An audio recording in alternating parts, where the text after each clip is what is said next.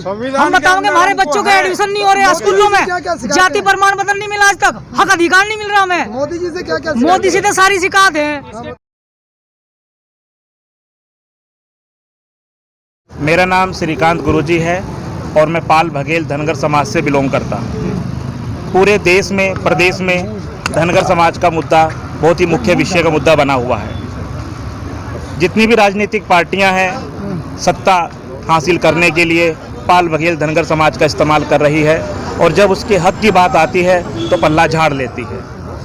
नरेंद्र मोदी जी ने महाराष्ट्र से लोग यहाँ पर चलकर आए हैं। पिछली बार जब महाराष्ट्र में 5 लाख धनगर समाज ने समर्थन करके मोदी जी का समर्थन किया था और सरकार बनाने का कार्य किया था, तो मोदी जी ने वादा किया था कि जब सत्ता में आएंगे तो धनगर समाज के सर्टिफिकेट हम लोग लागू करेंगे।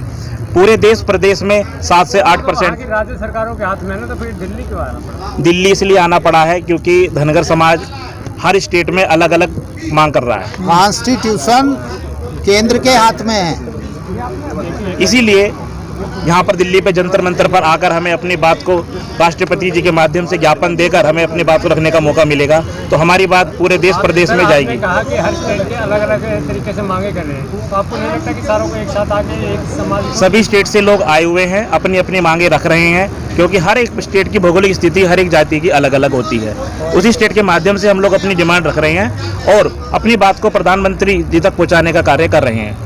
जब आप कह रहे हैं कि 5 साल से मांगे पूरी नहीं हो, तो उत्तर प्रदेश में तो आपने विरोध नहीं किया कहीं? उत्तर प्रदेश में नहीं, पूरे हर राज्यों में विरोध रहा है, लेकिन जब बात हिंदुत्व की आती है, क्योंकि हम लोक माता अहिल्याबाई होलकर के वंशज हैं, वही अहिल्याबाई होलकर जिन्होंने काशी विश्वनाथ के प्रांगण की स्थापना करी, वही सोमनाथ का जीर्णोद्वार करा, कई हजारों मंदिरों का निर्माण करा, तो पहले हमें हिंदुत्व स्थापित करने के लिए सत्ता में अपनी पार्टी को लाना जरूरी था। मांग तो हम अपने परिवार से ही करेंगे और वो पूरी भी होगी। एक ही तो काम होगा, चाहे हिंदुत्व स्थापित कर लो या समाज के लिए। सर हिंदुत्व तो स्थापित होगा ही होगा, लेकिन जो पिछड़ी जातियां हैं उनको भी तो आगे ला के पहुँचाना पड़ेगा ना, जो वंचित हैं। हिंदुत्व में या जो हम बताएं कहें तो उसमें तो कोई जातियाँ ही नहीं है, ये अलग अलग जातियों। सर सब हिंदुत्व हैं, हिंदुत्व पहले मुद्दा है हमारा, हिंदुत्व हमारी जाति है, हम हिंदू हैं, लेकिन उसके बाद हम लोग अपने हक की लड़ाई भी लड़ेंगे और अपने परिवार से जो हमारी पार्टियां हैं उनसे मांगने का कार्य करेंगे। हिंदू तो जाति कब से हुई? हिंदू से एक जाति, हिंदू परिवार है हमारा पूरा।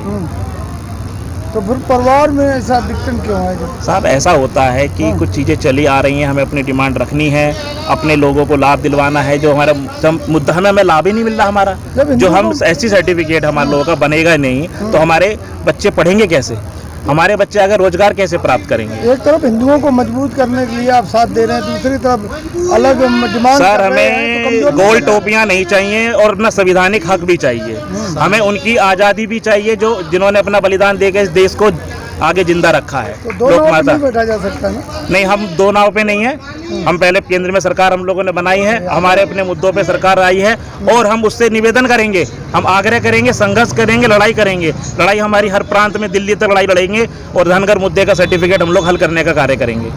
एक तरफ आप हिंदुत्व की बात कर रहे हैं कि हिंदुत्व का हम बर्बाद करेंगे, दूसरी तरफ अलग अलग समाज की बात करें, तो इसमें पार्टी नहीं होगी, हिंदुत्व कहाँ बन पाएगा?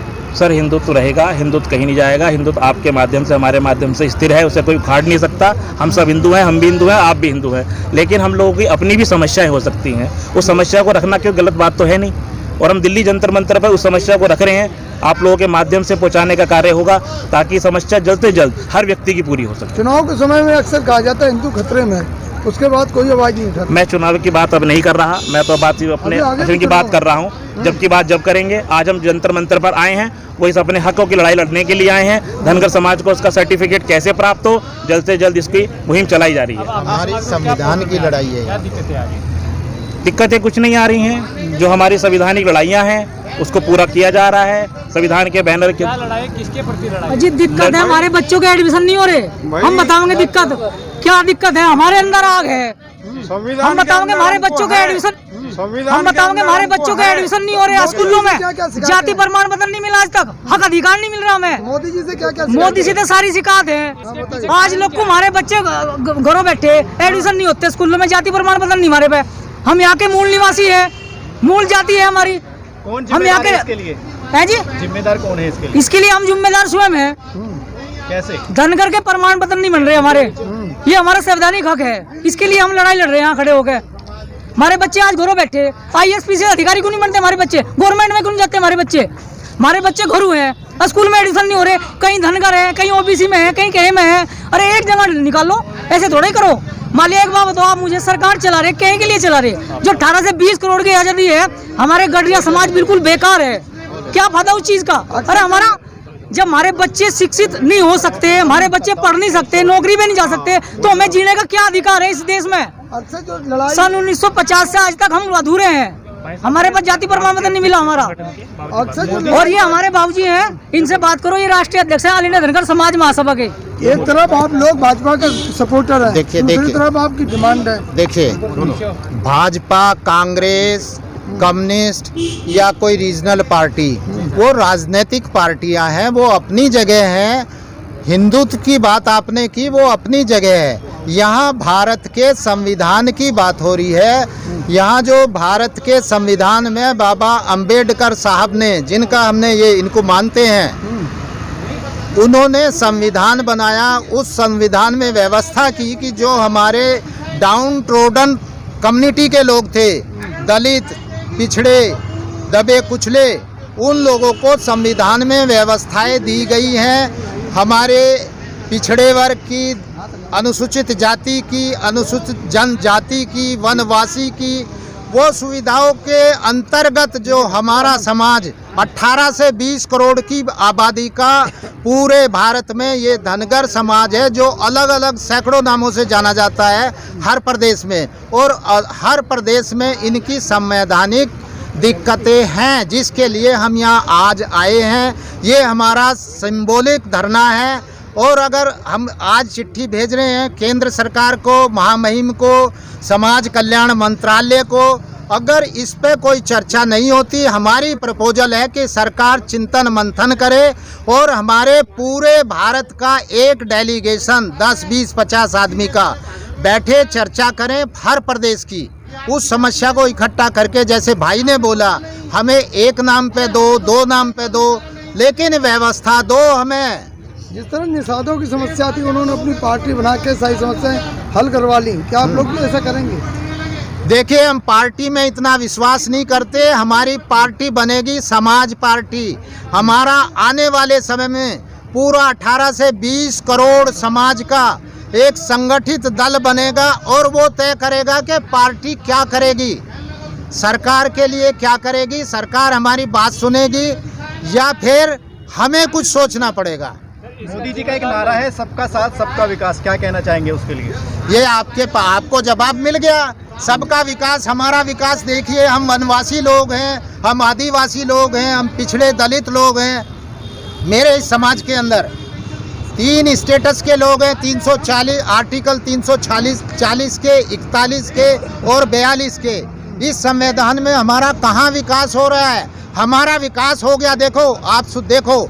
और अगर हो सके तो मेरा आपसे अनुरोध है, मेरी आवाज़ को पहुंचाओ जहां तक पहुंचा सकते हो। मोदी जी ने हमारा विकास कराया है। हमारी आबादी 1/7 है पूरे हिंदुस्तान का। 18 से 20 करोड़ की आबादी में एक मंत्री है हमारा SP सिंह बघेल, और 1 या 2 हमारा मेंबर पार्लियामेंट होता है। क्या हमारा यही मतलब राजनीतिक हिस्सेदारी है? ये हमारा विकास है क्या? सामाजिक विकास क्या है? अभी बच्चे ने बोला कि हमारे बच्चों के दाखिले नहीं होते, प्राइवेट स्कूल में हम फीस अदा नहीं कर सकते।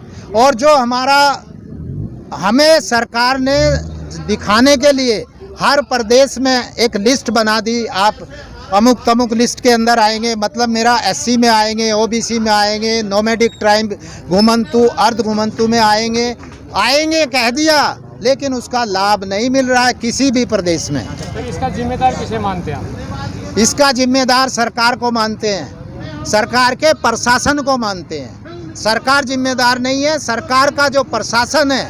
अब आदेश किए जाते हैं सरकार की तरफ से, लागू नहीं होते तो उसकी जिम्मेदार कौन है? इसका मतलब ये है कि ऊपर से कह दिया मैंने, आप मेरे घर आएंगे, मैंने कहा बच्चे को चाय लेके आओ और बच्चा बैठ गया अंदर, इशारे से बोल दिया। अरे आदेश करे हैं लागू, 24 घंटे के अंदर पूरे हिंदुस्तान में या हर प्रदेश में आदेश लागू हो सकते हैं। इच्छा शक्ति हमारे सरकारों की हमारे प्रति नहीं है। अब हम एक होकर पूरा भारत का धनगर समाज और उसकी जितनी भी उपजातियां हैं इकट्ठे होकर अब हम तय करेंगे कि हमें क्या करना है।